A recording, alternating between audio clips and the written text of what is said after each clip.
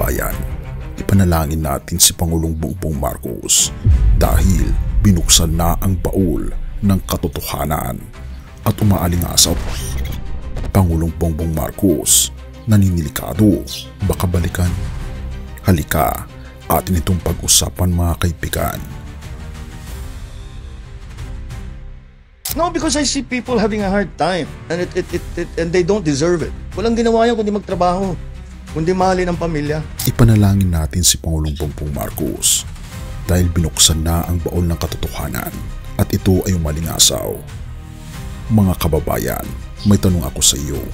Bakit nga ba sa Pilipinas ang mga mabubuting tao ang parating nasasaktan, pero ang mga abusado, mayayabang at sakim, parang sila pa ang nagtatagumpay?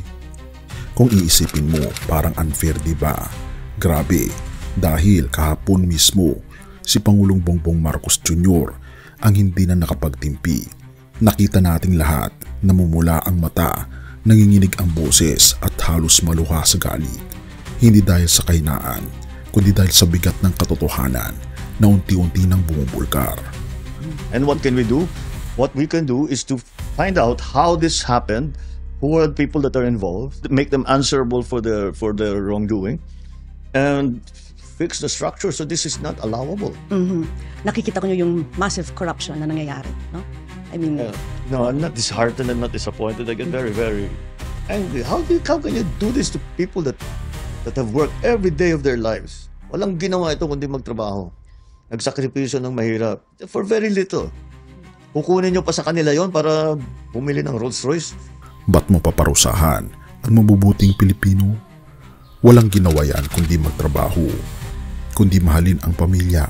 Ba't mo paparusahan para magpayaman ka? Ito pa ay ayon sa Pangulong Bongbong Marcos. Atin pa siyang pakinggan mga kaibigan. You're teary-eyed. I'm sorry? You're teary-eyed? Are you teary-eyed? Yes, because I'm very upset. No, because I see people having a hard time and and they don't deserve it. Mabuti mga kumasamang tao yan. Dapat parusahan. Hindi naman walang ginawa yan kundi magtrabaho, kundi mahalin ang pamilya. Ba't mo paparusahan? Para magpayaman ka? That makes no sense to me. Grabe, di ba? Sino ba naman ang hindi masisira ang loob kung ang mga matitinong Pilipino na nagbabanat ng buto araw-araw ay sila pang nalulugi? Pero narito ang mas matindi. Hindi lang simpleng korupsyon ang nalantad, kundi isang malakihang operasyon ng ghost projects, mga proyektong papel lang pero bilyones ang nilulustay. Flood control projects, mga kalsadang biglang guguho matapos ang isang taon, mga ilog na binuldoser pero bumabaha pa rin. Hindi ba't parang may nagbubulag-bulagan? Naninigurado si Pangulong Bongbong Marcos pero naniniligro rin siya. Sa gitna ng lahat ng ito, si Pangulong Bongbong Marcos mismo ang nag-utos ng malawakang investigasyon. Pero isipin mo ito, kapag may ginulo kang malalaking tao na kumikita sa maduming paraan, hayaan ka ba nila? Hindi kaya siya balikan? Hindi kaya siya targetin? Kasi kung tutuusin, hindi lang mga opisyal ang maaring madamay dito. May mga kongresista, may mga senador, at baka pati mismo mga kaalyado niya. Grabe, baul ng katotohanan, nabuksan na, umalingasaw na.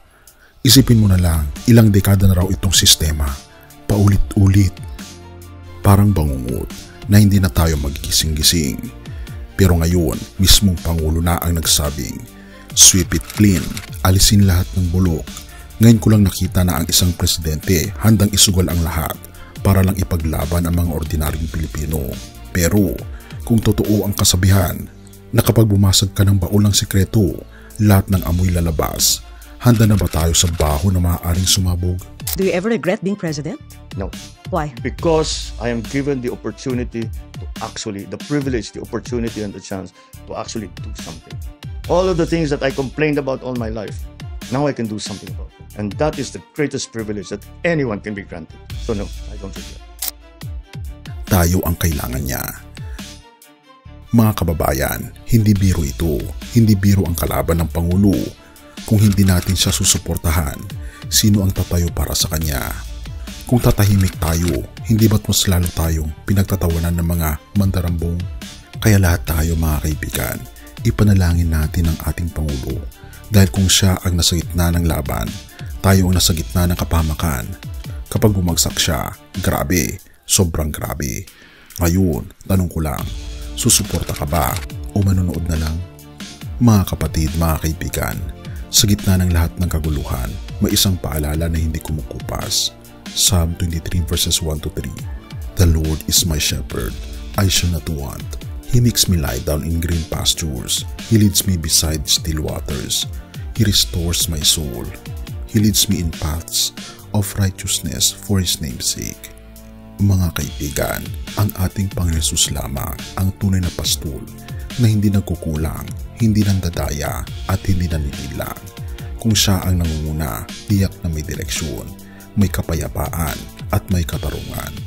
Kung kaya habang si Pangulong Bongbong Marcos ay lumalaban sa kasamaan at katiwalian, ipanalangin natin na ang ating Panginoon Hesus mismo ang magturo ng tamang landas. Purihin ang ating Panginoong Diyos at tayo manalangin. O aming Panginoong Diyos na makapangyarihan sa lahat, salamat po sa biyaya ng buhay at sa mga lider na inyong itinalaga. Nananalangin kami para sa Pangulong Ferdinand Marcos Jr.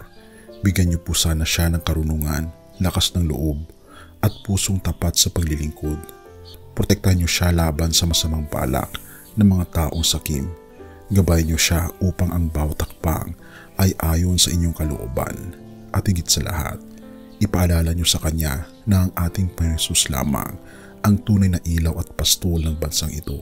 Pinupuri po namin kayo at pinapasalamatan o aming Panginoon Diyos sa inyo pong kabutihan sa bawat isa, sa inyo pong pag-aalaga sa amin na kahit na sobrang dumi at sama ng aming mundo ay nandyan po kayo upang kami Panginoon ay iligtas sa kasamaan. Salamat sa aming Panginoon Kristo na siyang nabayubay sa krus upang sa ganon ay magkaroon kami ng buhay na masagana at makamit po namin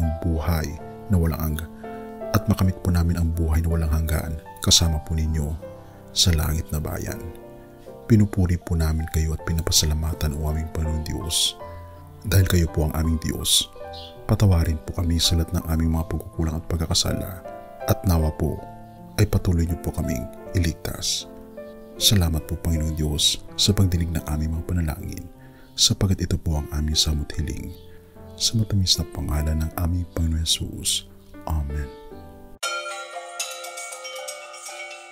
Bago natin ipagpatuloy kaibigan, siya nga pala ang Great Controversy na isa sa mga pinaka-kontrobersyal na libro dahil tumutukoy ito sa mga propesiya sa libro ng Daniel at Revelation na nagaganap na sa panahon natin ngayon bago ang pagdating ng ating Panginoong Diyos ay pinamimigay na namin ng libre sa pamamagitan ng PDF at ito ay nasa limited lamang na panahon kaya i-click mo sa description sa baba upang ma-avail mo kaibigan ang napaka-importanteng libro ito na magbubukas sa iyo sa mas maliwanag mong hinaharap. Purihin ang ating Panginoong Diyos at tayo magpatuloy.